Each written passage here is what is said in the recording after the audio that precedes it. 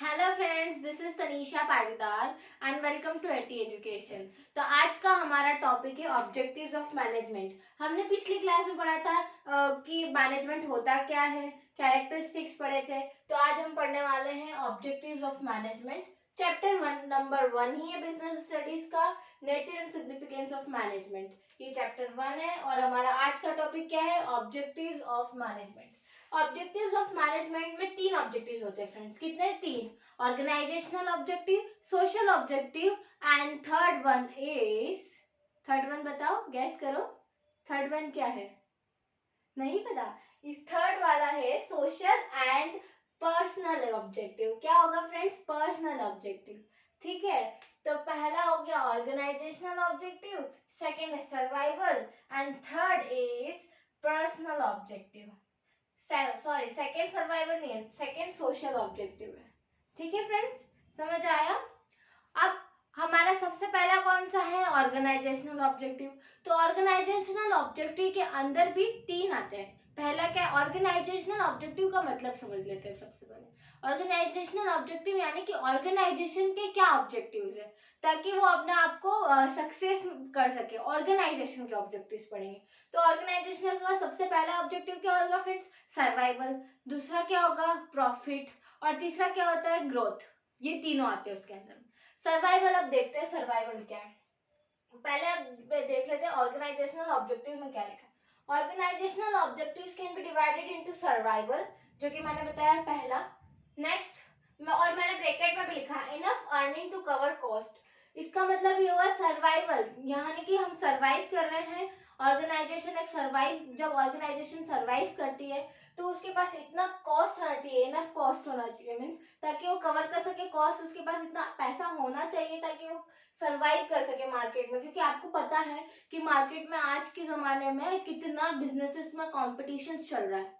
हर business में competition है। हर एक, जैसे कि आज मैंने मेरा बिजनेस एम्प्लॉय, आज बिजनेस की बिल्डिंग मेरे, आज मेरी बिल्डिंग यहाँ खड़ी है तो मेरे सामने एक और बिल्डिंग आ जाएगी। मैंने चाय की करी है तो उसने कॉफी की खोल ली है। ठीक है, तो बहुत है, तो उसके पास इसीलिए बोल रखा है कि पहले हमें मार्केट में सर्वाइव होना सीखना पड़ेगा कि हम मार्केट में कैसे सर्वाइव है।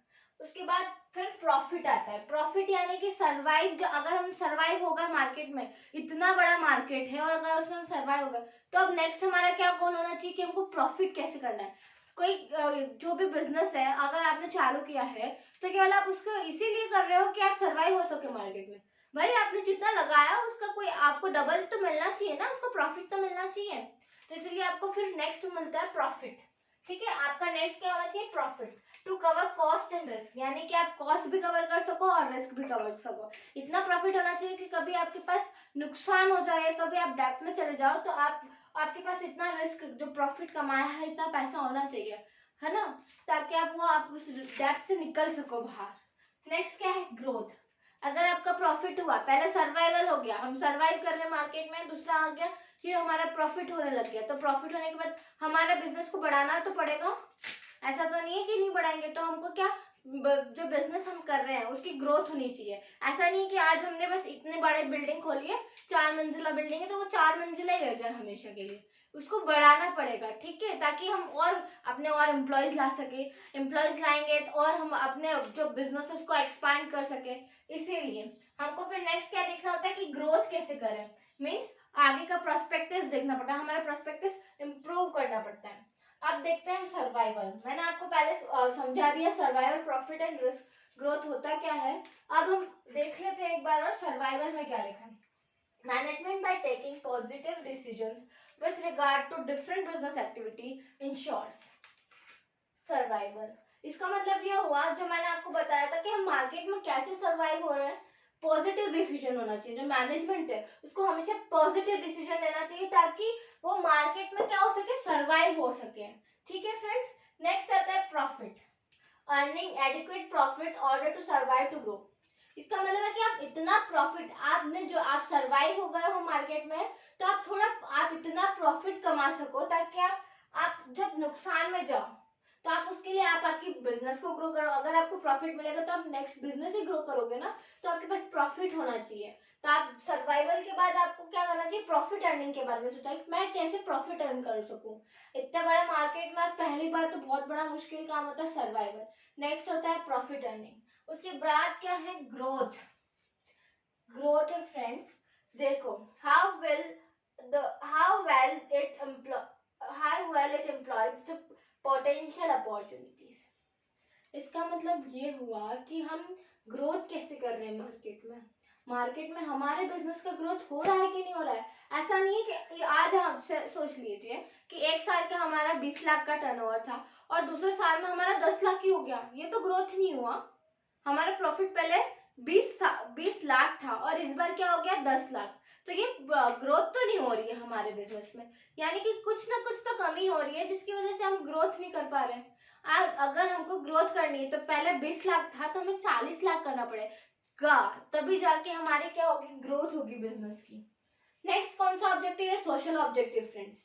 ठीक है, सोशल ऑब्जेक्टिव्स में ये आते हैं friends, to provide quality goods to at a reasonable price, ये एक सोशल ऑब्जेक्टिव। हम अपनी सोसाइटी के लिए क्या कर रहे हैं वो सब आएंगे सोशल ऑब्जेक्टिव्स में, कि सोसाइटी के लिए हम क्या कर रहे हैं, सारी चीजें किस में आ जाएगी, सोशल ऑब्जेक्टिव्स में आ जाएगी। हम एजुकेशन प्रोवाइड कर रहे हैं, हम क्वालिटी गुड्स दे रहे हैं, रिजनेबल प्राइस में दे रहे हैं, ये सब क्या अच्छे गुड्स वो भी रिजनेबल प्राइस में देना, ये सारे सोशल ऑब्जेक्टिव्स हो गए क्योंकि हम सोसाइटी के लिए कुछ अच्छा कर रहे हैं।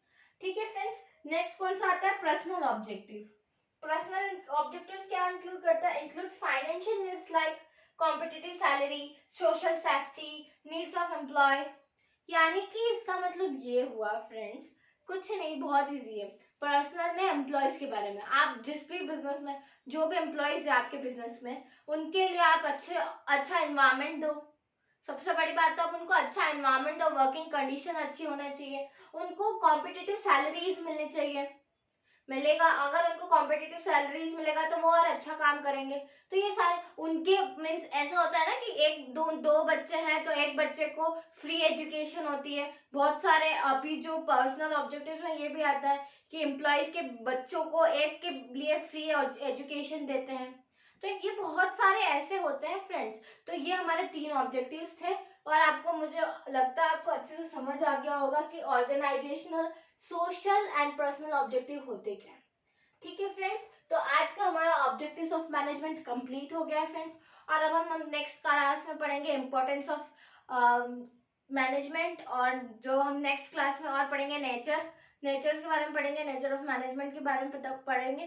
तो I hope you like this video and thank you, and like, share and subscribe our channel.